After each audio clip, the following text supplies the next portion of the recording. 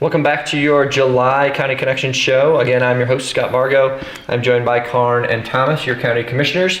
We want to talk a little bit, we finished the last segment talking a little bit about drug take back and trying to keep medications and those things out of the waterways. We want to talk a little bit about a big restoration project that has gained significant momentum, and that's the Swan River Restoration. So Karn, you want to start on that one? Yeah, we're really excited to get this going, and there's a lot going on up the Swan, and this has been a project that we have multiple partners involved in with us: Town of Breckenridge, Forest Service, Parks and Wildlife, Trout Unlimited, Blue River Watershed Group, and a significant partner is Colorado Water Conservation Board with a grant of almost $1 million.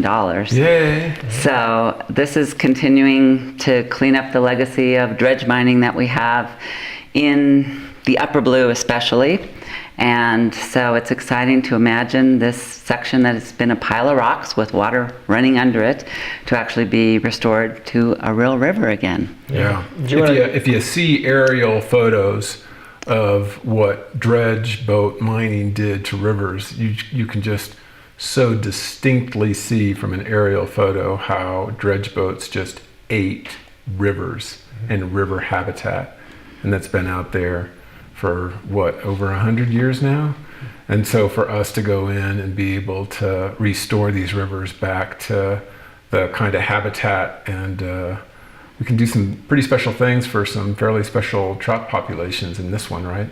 Mm-hmm. So it's a really neat project. It's great to put the partners all together. That's the Summit County way. We all partner together on these things and put these projects together. And this is another fabulous one. So can you guys talk a little bit about where the project is? So if you go up Tiger Road past the Breckenridge Golf Course, you will pretty quickly run out of pavement, and that's where the town ends and the county starts, and it becomes a rougher dirt road, and it's on up that way. Okay. And what's the process that they go through? Well, so what you're starting with is, as Karn said, a riverbed full of turned upside down just cobble and rock. And so the biggest part of this is getting a bunch of that out of the way.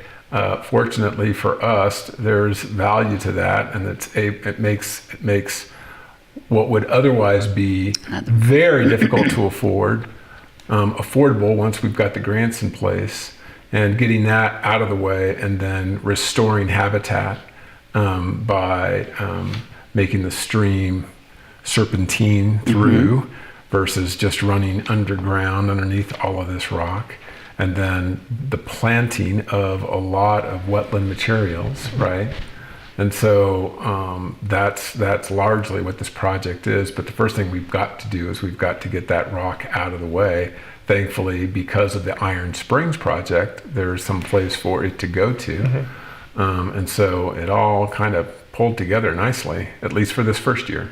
And this is really phase one of a multi-phase project. So there are, obviously the stretch of river is longer than this particular segment. And so there are plans hopefully for in future years to come, additional grant funding as it becomes available for us to be able to try and restore further stretches of the river. This is not the first time that we've done this in Summit County. If you look at the stretch that we did called the 4-mile stretch on the Blue River, if you look at the before and after pictures, you would be like, oh my gosh. And so we know what this will deliver. And so we're all very excited about, getting this thing underway. Right. A lot of people don't realize that as you're driving into Breckenridge, you're looking at the Blue River on the right, and it's a beautiful river, and your eye catches it right away, and there's a lot of recreation all along the river. That was once just piles of dredge rock. Yeah. Yep. All right, well, that'll be quite a transformation, certainly, for people to witness here over the course of the next year or so. Next thing we want to talk about is related to sort of the re-veg portion of that restoration, and that's when we don't do proper revegetation, we end up with a bunch of weeds, noxious weeds. And so, Karn, you want to talk a little bit about programs that we have at the county to help folks? Sure. I can't help but think about our backdrop. It's so beautiful. all those wildflowers. We have noxious weeds in people's yards. We have noxious weeds taking over beautiful wildflower fields like this. And we have a really good weed program in the summer. And they partner with a lot of entities in Summit County, with CDOT, with school district, towns, so that they're out there doing the work along right-of-ways and open space lands and et cetera. But we have a really great opportunity, and I have my personal experience with this. Oh boy. I have been a weed warrior for a long time. And in particular, thistles are one of our worst weeds. Yeah. And we're talking noxious weeds, not all of these obnoxious weeds like dandelions. Yeah. These are truly noxious weeds on the state noxious weed list. And so thistles are a prime example. And I have been trying to kill those things on my property for so many years without a lot of success. And then last year I finally followed up and went to the county weed department and got the backpack sprayer. So this is available to anyone. Right. And the backpack sprayer has specially formulated herbicide that is effective, not just generic Roundup. And so you can get this backpack sprayer by contacting the weed department. You can go to our website and just search weeds or backpack sprayer, and you'll get to that site, and you get about a 5-minute lesson, and then you can have it for 24 hours, and it's very effective stuff. It really works, so Right. I highly recommend it. Yeah, I mean, it's one thing to go to a store and buy the Roundup or the Ortho or whatever, right? And you'll have some success with that. But if you actually go to our weed department and get the backpack sprayer and what they put in it, much more effective. Yes. Much Absolutely. more effective. Good. So just quickly, for those folks that don't really understand, when you say noxious weeds, what does that mean? So in the state of Colorado and most states in the West, I sit on the state noxious weed board, so I'm really familiar with this. We go through a process on that board of putting noxious weeds on the list if they're bad enough. They have to prove to be really bad, meaning that they are invading natural ecosystems, destroying wildlife habitat, threatening agriculture. They have to meet a criteria of being truly dangerous and threatening our economy, agriculture, or natural systems. Okay. So Good. dandelions don't fit into that, Yeah. Right. as well as many weeds out there that I would pull, but they're not on the weed list. Noxious weeds, by law, need to be destroyed. Good. Yeah. Good. Okay. I think that's helpful background Yeah. for folks.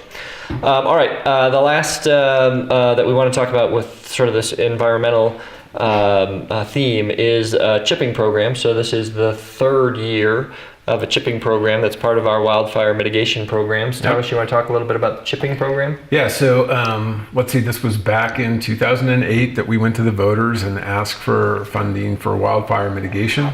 And thankfully, y'all voted yes to create this funding source. And so there's a number of things that we do and offer with regards to mitigating the threat of wildfire up here. And we've had incredible success, especially with Dan Gibbs' leadership on the local wildfire council. But the chipping program is now in its third year, right? Mm-hmm. And so all you got to do is watch for the signs in your neighborhood. We've got it on variable message boards, or you can pull it up on the website and see when we're coming to your part of the county. And all you need to do is put the stuff that comes from your yard out there on the curb at the appropriate time, and we'll pick it up and chip it for free. And so managing these fuels that are around your home is an incredibly effective way for you to protect your home from the threat of a wildfire. And the decision that will happen during an emergency as to whether a home can be defended or not is going to be based a lot by how you maintain or not the kind of vegetation around your home. So incredibly successful program. We're in the third year, and y'all love it, so I think we're going to keep doing it. Yep. Yeah, last year we had almost 2,000 households participating in over 5,000 piles. Yeah. And one bit of advice I would have, because my neighborhood participates quite a bit, but we have a lot of bushes, sage and rabbit brush that grow pretty quickly. Those are not allowed in the piles because they are gnarly and mess up the chipper. So it is meant for trees, and the lower limbs of trees are really good to cut back. This wonderful rain that we're having is causing a lot of growth. So if you've participated before, do it again. And if you haven't, get involved. It really is a super effective mitigation strategy. Yeah. Absolutely. Good. All right, so we're going to take a quick break and we'll come back. We have another short segment to close out.